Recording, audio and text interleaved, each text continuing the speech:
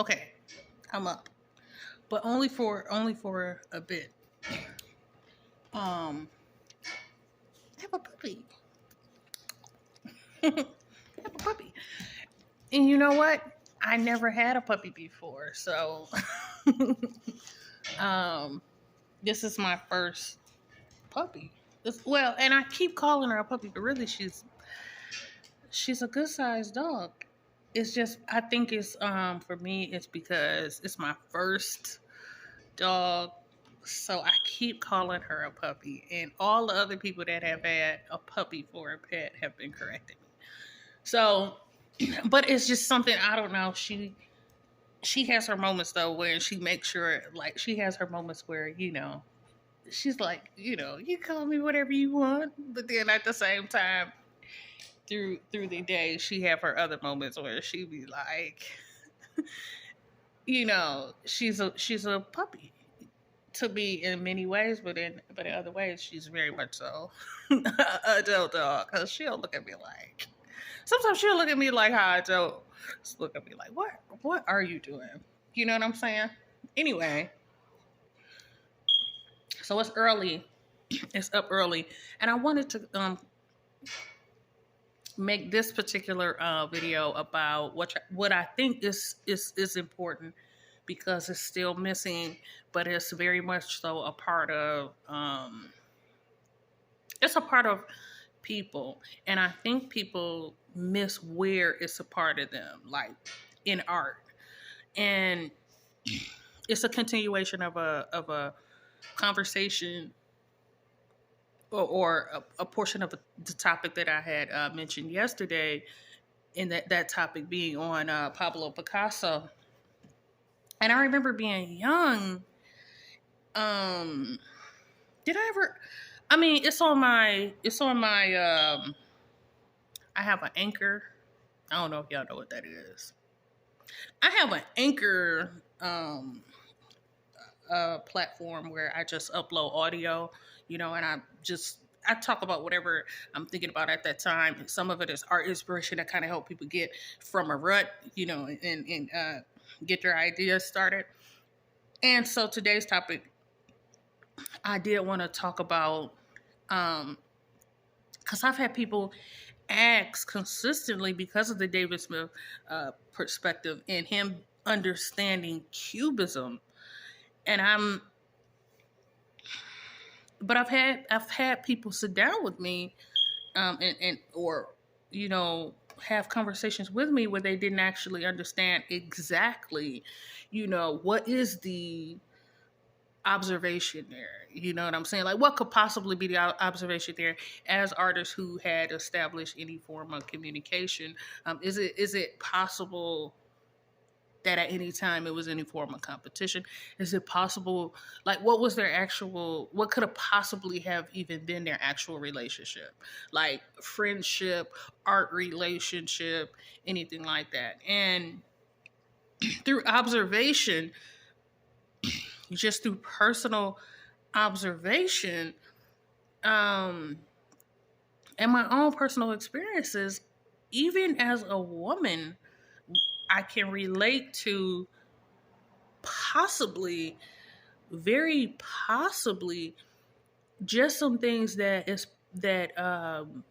you have men where they have respect for how other men handle matters. Um, they may not have done it exactly that way. Maybe a situation presented themselves where, they felt like they could have handled that situation better, but they didn't know exactly how to. And my observations are very keen from a woman's perspective, but also because um, in art, I've observed certain treatments. Um, even for myself personally, I've observed certain treatments, and a lot of people were perplexed by it. But other people now may be able to understand more. Like, what is that? And trying to just get a view on it. And I think, um, like for me, I can't see it being any competition at all. I think the respect that we have for that I observed. Let me just say what I observed early. Because I learned how to read real early. But we used to have these picture books. Like my mother used to have flashcards and picture books. Like when she would be around shopping, she would grab stuff like visual flashcards and picture books that had like it had people who had did amazing stuff in history. Like some of them was well known astronauts, some of them was like pilots, like some of they were just like your all American. They was like your all universal heroes or whatever people that people had heard of in history. And my mother would pick these picture cards up for me. You know what I'm saying? And I remember early on, even when I was learning how to read, I remember I'd be sitting down, I'd be sitting down playing, wherever I'd be at, and I'd be going through the flashcards, looking at the pictures. And because I had learned how to read early, I had learned how to enunciate early and read early, I could match the people. It was a picture of what they actually were known for. If they were an inventor, if they were a artist, if they were something, it was a picture of what they actually were known for on it. And I would be like 3 years old, you know what I'm saying, 3 or 4 years old, going through the flashcards and saying who they were. And my mother would just be listening. You know how parents are when their kids do stuff, it makes sense to them, but to other people it don't look like much, you know what I'm saying? And then a lot of stuff I know the answer to, I'd be looking at it and I'd know the answer to it because I don't know, I just was intuitive about it. Like I could just see what was going on there. And with Picasso, I remember early, like in the flashcards. I remember the painting in the flashcard.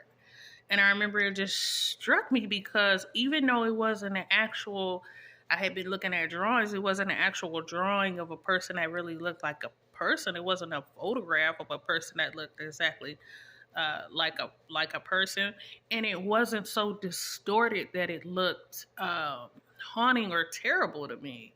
Like for some reason, it just in my when I looked at it early on, I just thought it certainly is a complex situation. It's a complex situation, and that's what I thought about. And I remember thinking like this, and I'm a kid. I remember thinking like this, and I'm a kid. I still think the same way. Like when I observe stuff, I'm like, well, that's interesting.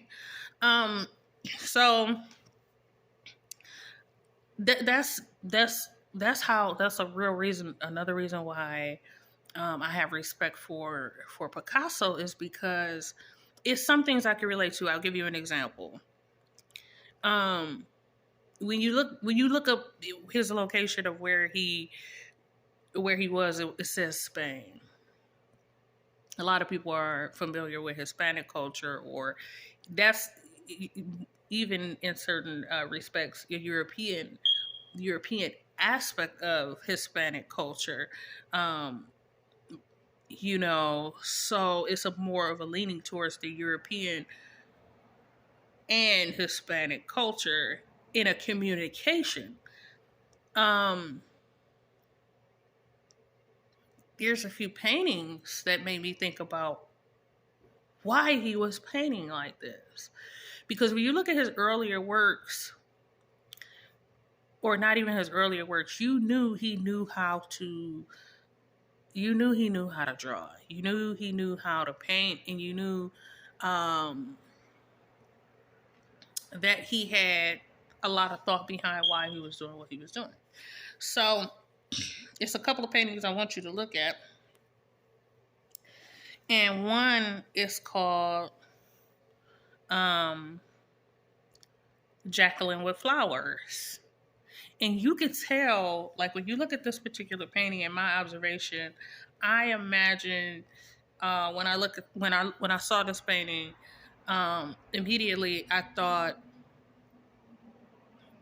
from his perspective view, I don't believe that based on where he was and at the time period, I believe he felt very okay with himself, and not saying that he was overconfident, but he understood his complexity.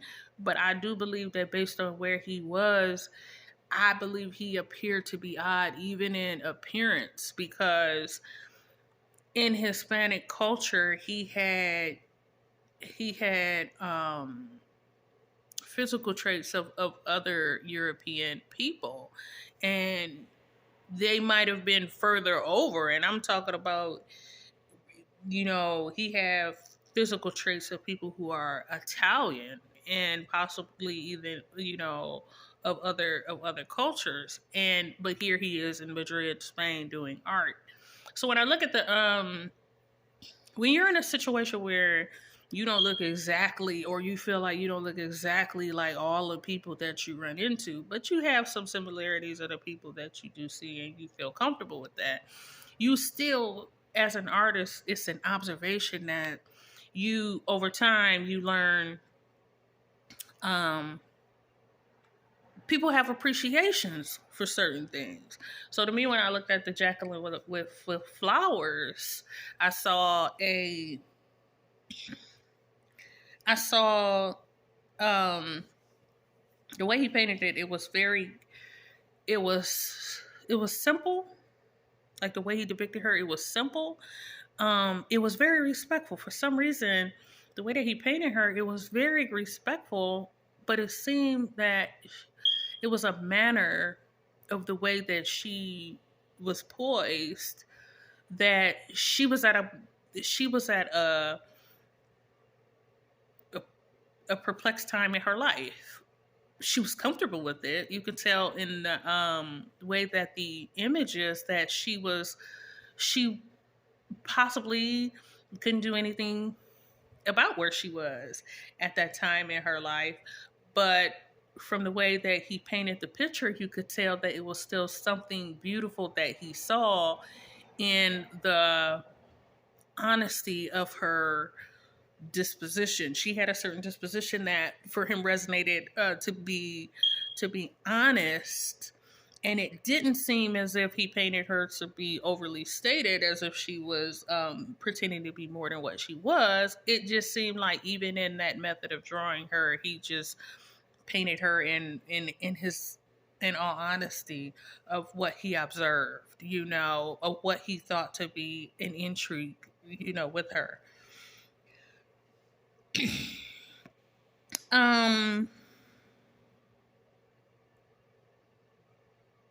and I believe that that's that's the part. Some, having just being human. You When you're growing up, you realize over the years that people have a lot of various approaches to how they create relationships, how they bond, the friendships that they have with people. And you have a lot of times where people look at people that they have respect for, and they look at them, for an extended period of time. It might just be things that they're fascinated with, that they think is just beautiful at that time. It doesn't mean that they're absolutely in love with the person. It doesn't mean that they even know exactly what it is.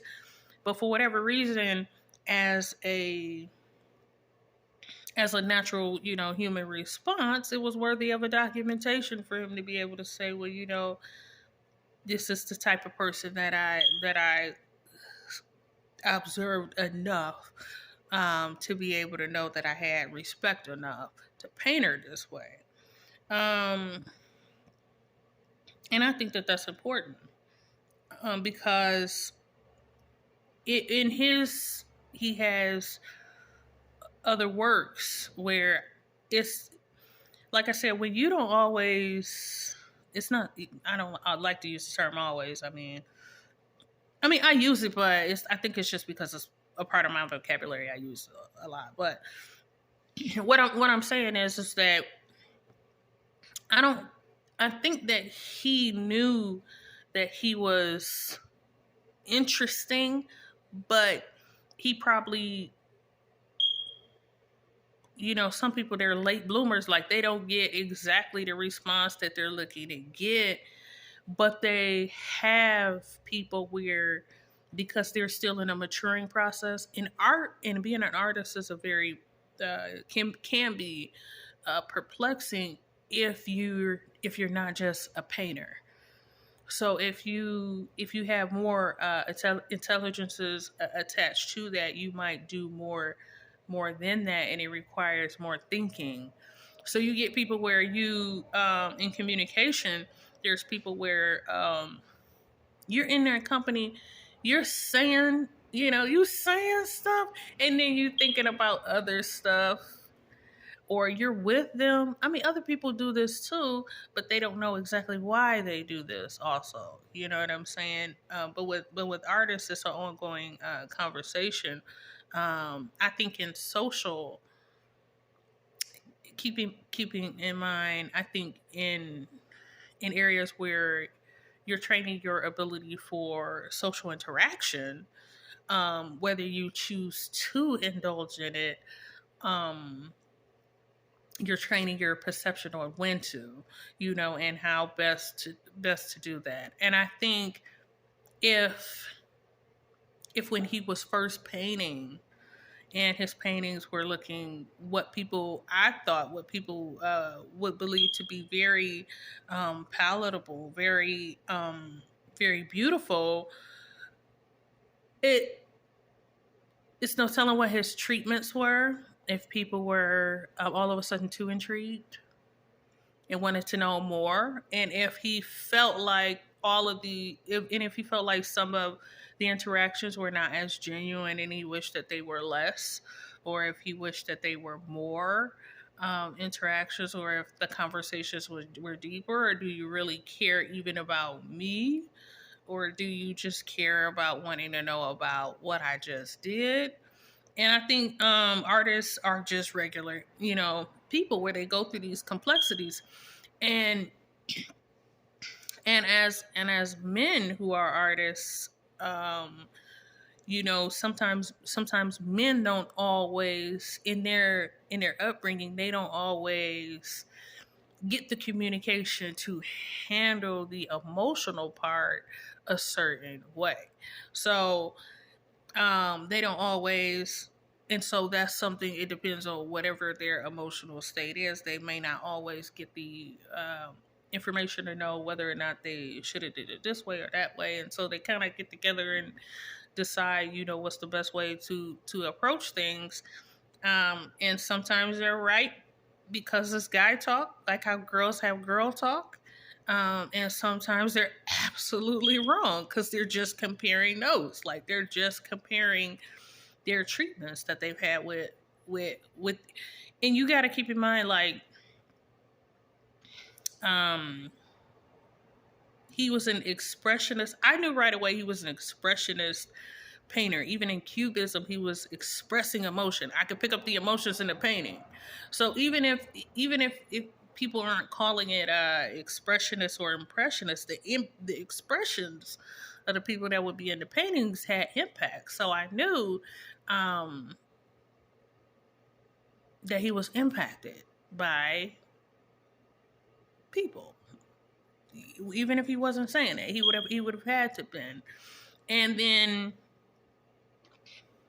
as people, mature, and as they get older, and as they develop other ways of being able to grow in that process, it's the observation is you have where when you look at his artwork, you have people where there's artists and then there's art critics. They don't like it.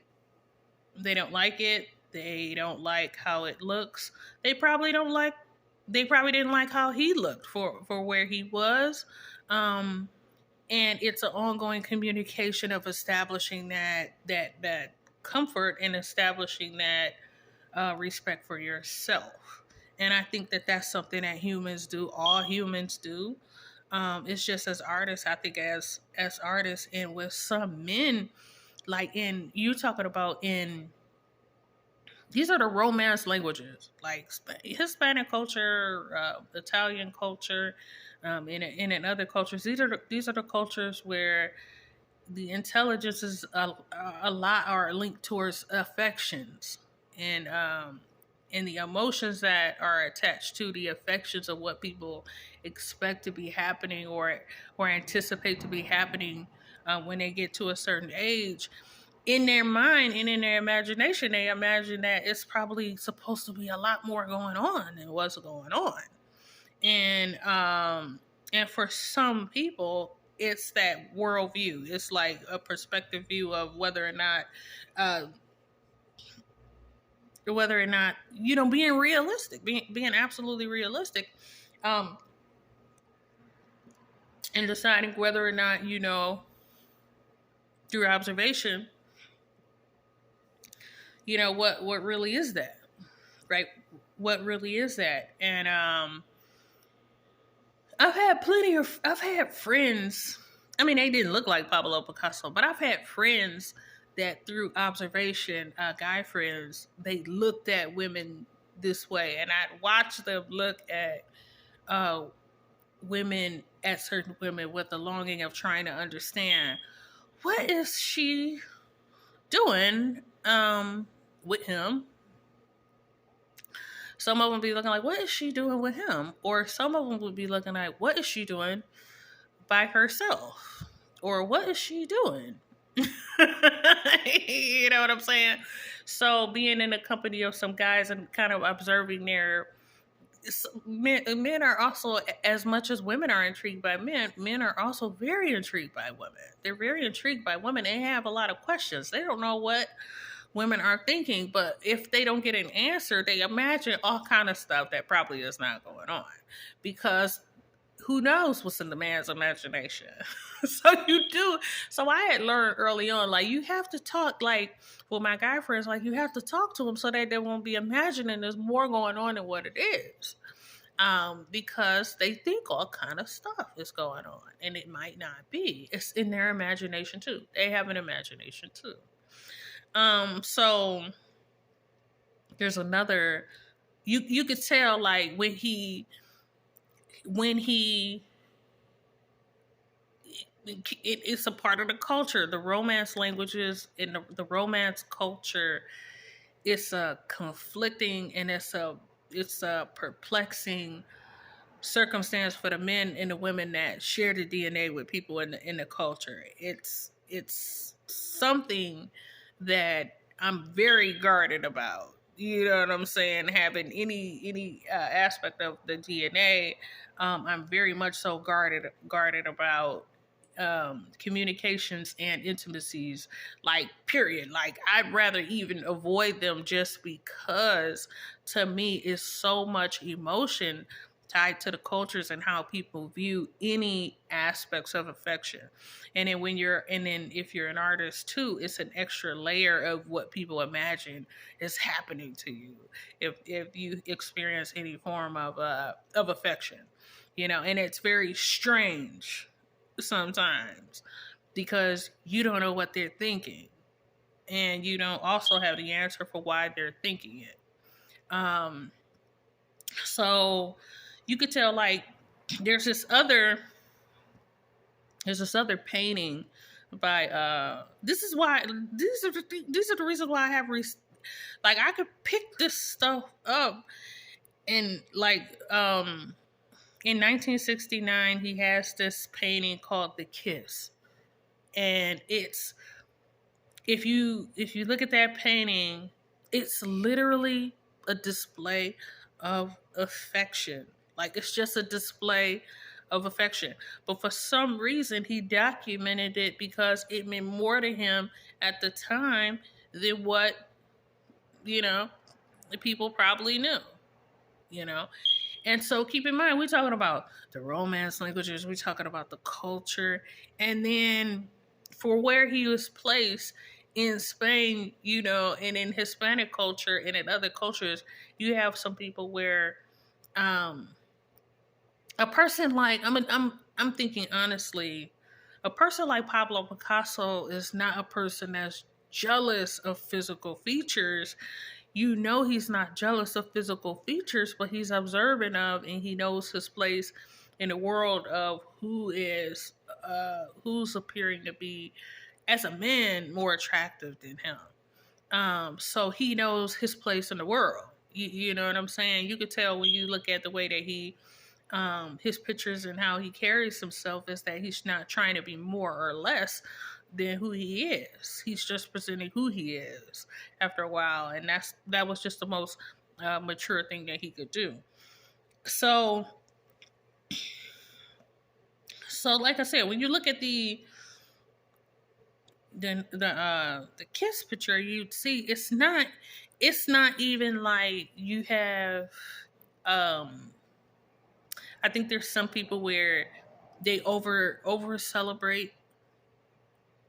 You know, it's an absolute 100% a victory to get any I don't know. For women, we can imagine, like, from my perspective, I'm very guarded in that respect. So from my perspective, for me to share intimacies or affections with men, I'm not very quick to do that as I had gotten older.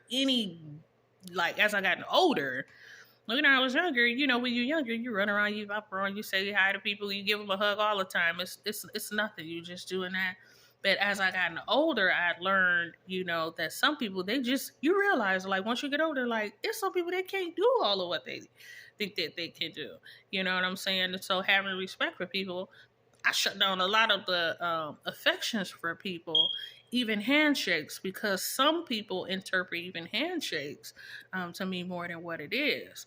And so, like, whereas I'm okay and I'm not attracted to you, other people are attracted to other people, and they misinterpret what's going on in those communications based on who other people are. They imagine it's more going on than that, or they imagine it's less going on than that, or they just imagine, who knows what they're imagining.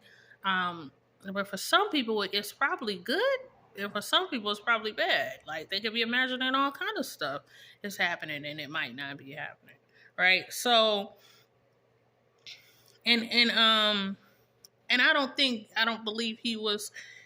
When I look at a lot of his artwork, his intrigue for the relationships that he was trying to be, for the people you could tell he was looking for genuine interactions.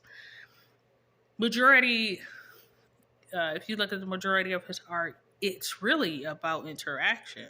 Whether he had observed interactions of other people with each other, um, or whether he was documenting or observing how people were treating him, it was worthy of a painting reference, or how they felt about themselves. It was worthy of a painting reference. He looked at it and was like, "This is something I'd like to do. This is something that I'd like to paint." And document it that way. And I think, like, it's just, we do stuff like, as